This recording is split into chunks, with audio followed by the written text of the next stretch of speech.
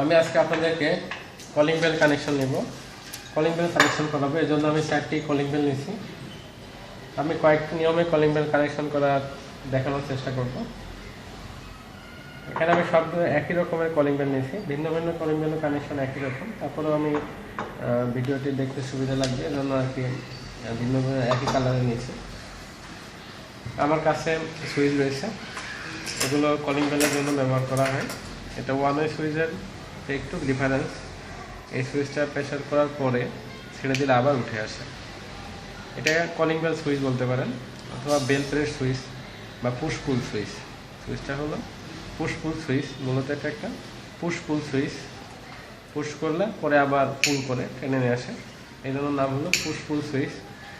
বাজারে বিভিন্ন নামে পাওয়া যায়, বেল প্রেস বলতে পারেন, কলিং বেলের সুইচ বলতে পারেন। তো আমি প্রথমে সুইচ এটা চেক করি কলিং বেলগুলো ভালো আছে কিনা। সেজন্য আমরা এভোমিটারের সাহায্যে এটা চেক করতে পারি, আবার সিরিজ ল্যাম্পের সাহায্যে টেস্ট করতে পারি।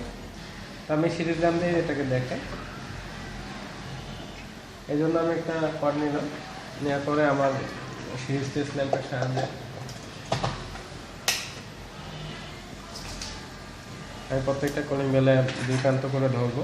ধরলেই বুঝতে পারবো যে এটা ভালো আছে কিনা। এটা শব্দ করবে, এটা ভালো আছে। আমি এটা ধরি, এটা ভালো আছে, এটা ভালো আছে।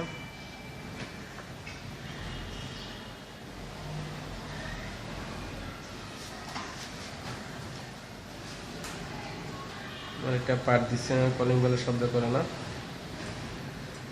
এটা কোনো লাইনে প্রবলেম হতে পারে।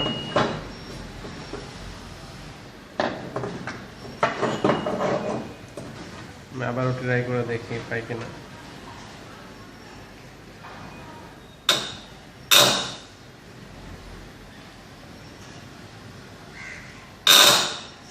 একটু লুজ পাচ্ছে। আসলে কলিং বেলগুলো এইভাবে রাখতে হয়, উঁচু করে থাকে। তো ঠিক আছে, আমি এগুলো নিয়েই কাজ করি, এটা প্রয়োজন পড়লে করে দেখাবো।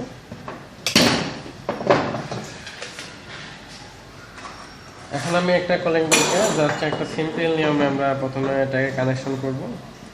এই জন্য কলিং বেলের দুটো টার্মিনাল আছে, আপনারা দেখতে পাচ্ছেন দুটি টার্মিনাল আছে, এই যে দুটি টার্মিনাল। এখন যদি আমি সাপ্লাই লাইনের সাথে কলিং বেলের এক টার্মিনাল লাগিয়ে দিই,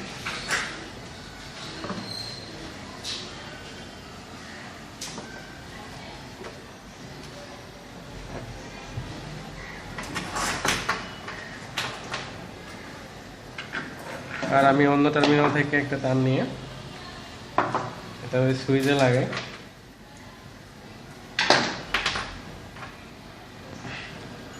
সুইচের নিচে পর্যন্ত লাগাচ্ছি।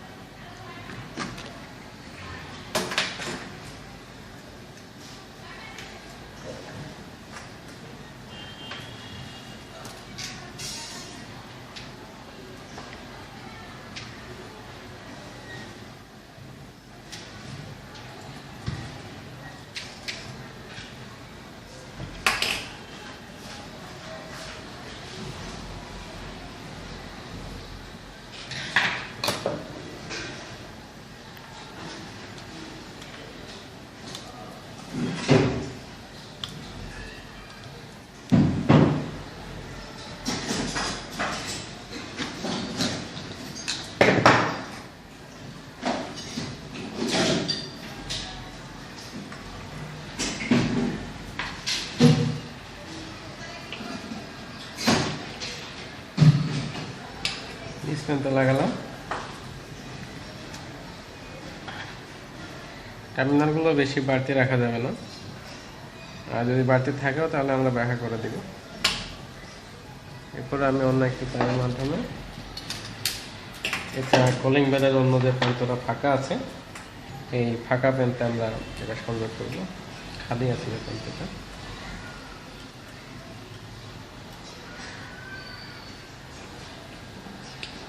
তো এখন আমি এটাকে কলিং বেলের খালি প্যান্টে সংযোগ করে দিচ্ছি।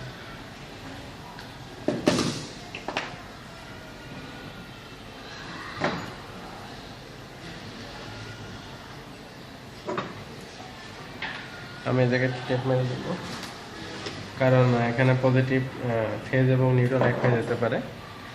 যদি এক হয়ে যায় তাহলে শর্ট সার্কিট হবে।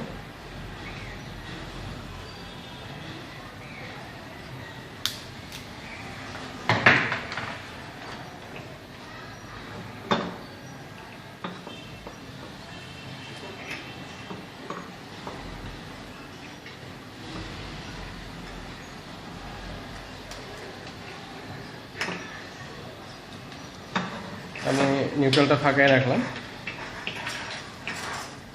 সবাই মনে হয় বুঝতে পারছেন।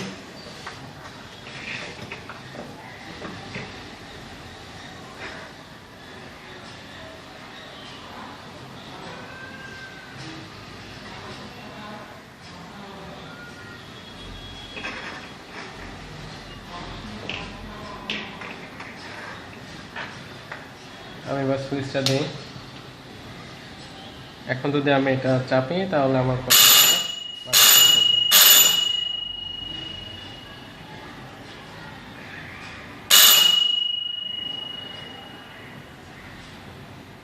ওকে।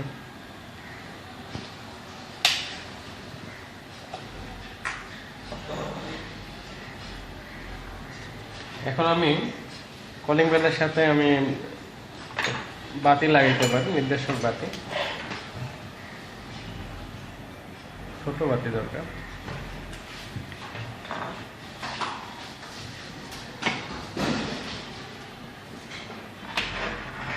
এটা আসলে সিরিজের সংযোগ হচ্ছে।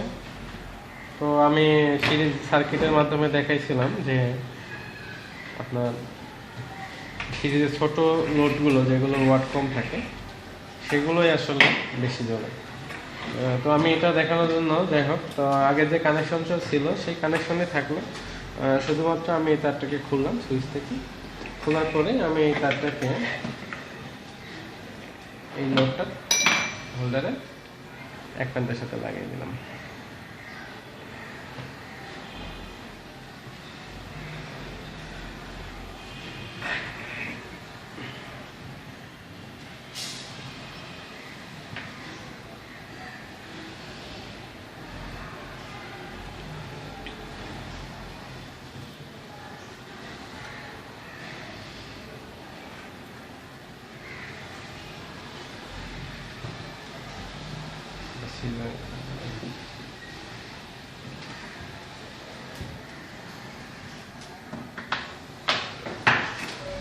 এখন হোল্ডারের ওপর প্রান্তটা আমি নিয়ে এসে সুইচের সাথে লাগিয়ে দেবো। আগে সুইচের যে জায়গায় লাগানো ছিল অর্থাৎ সিরিজ করলাম।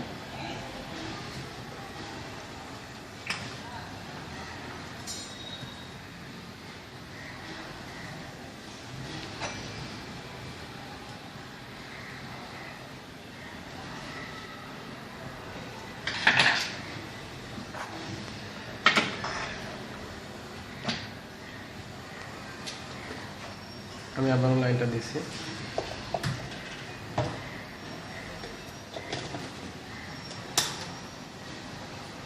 প্যারালাল লাইনটা দিলাম, দিলে এবার আমার কলিং বেলটাও বাজবে এবং বাতিটা জ্বলে উঠবে।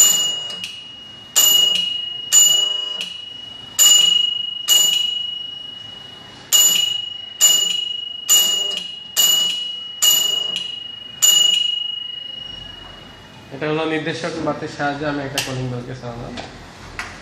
আমি যদি একটা কলিং বেলের সাথে আরো নির্দেশক বাতি দিতে চাই তাহলে আমরা সেটাও দিতে পারবো। সেটার জন্য আমার যা করা লাগবে, আমার আরো একটি হোল্ডার নেওয়া লাগবে।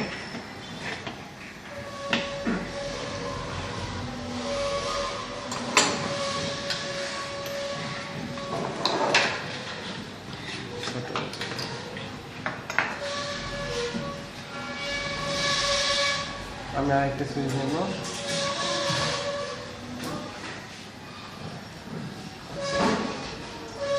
সুইচের এক প্রান্তে আমি হোল্ডার লাগিয়ে দেব।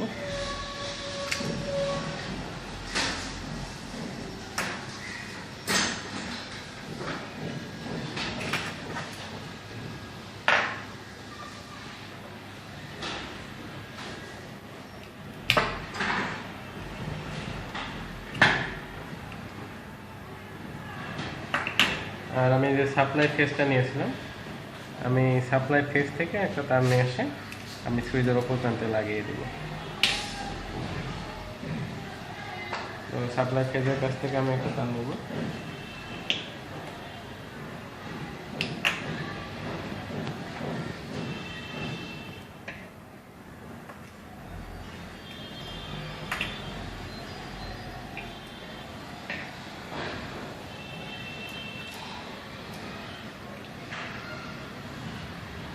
এই সুইচে যেখানে আমি সাপ্লাই তারটি লাগাইছিলাম সেখান থেকে আমি একটা তার বের করলাম।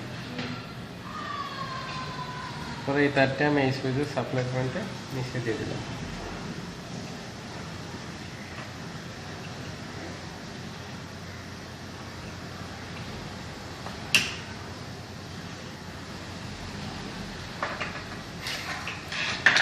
এখন আমার হোল্ডারের অপর প্রান্তটা, যে প্রান্তটা আমার খালি আছে, আমি এই প্রান্তটি এই হোল্ডারের প্রান্তটি যেখানে লাগছে সেই জায়গাতে লাগিয়ে দিই।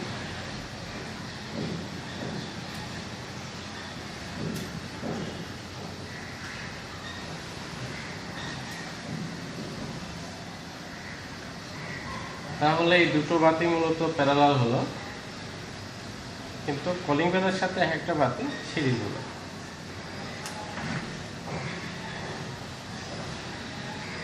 এই জন্য আপনাদের সিরিজ প্যারালাল সার্কিটটা ভালো করে বুঝতে হবে। তো এই সার্কিটটা অ্যাকচুয়ালি একটা মিশ্র সার্কিট তৈরি হয়ে গেল, একটা কম্বাইন্ড সার্কিট বা মিশ্র সার্কিট হলো। এখানে সিরিজও আছে, প্যারালালও আছে।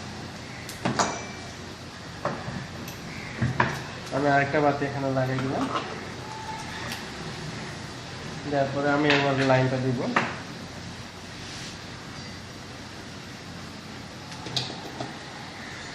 এখন আমি এই সুইচটা চাপলেও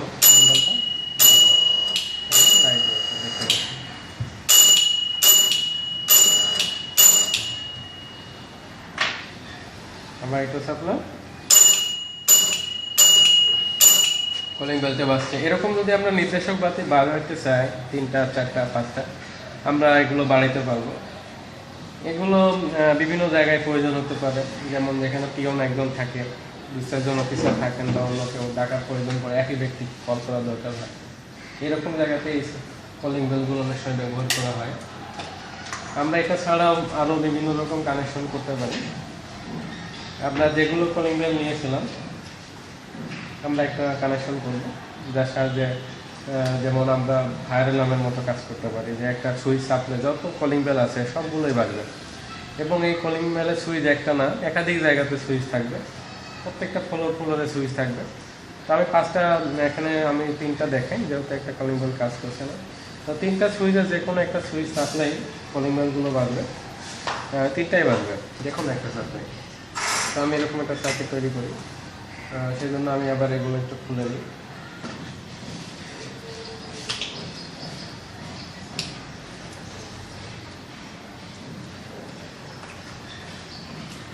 আমার নির্দেশক বাতি লাগবে না।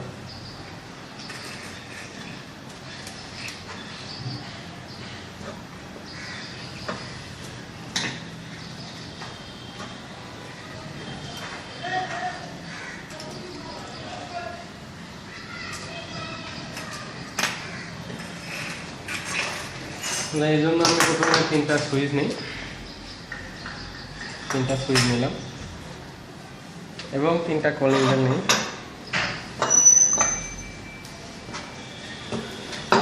তিনটা কলিং বেল নিলাম।